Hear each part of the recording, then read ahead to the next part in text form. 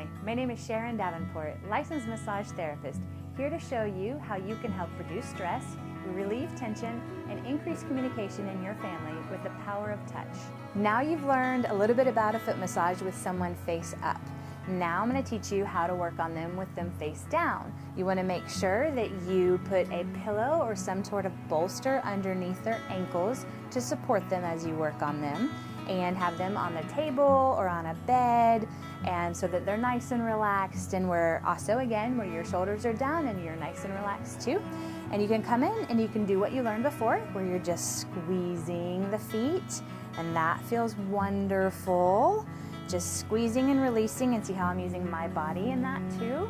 Then you can do your open fist, where you come in and rocking back and forth with my body, and that is the pressure is going into their body, and it just feels fabulous. And walk your way up and down on those feet, and you can go back to squeezing the feet if you'd like.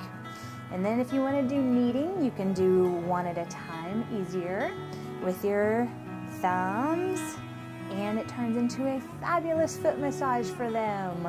For more information, please join our Facebook group and visit kindred-touch.com to help bring harmony to your home.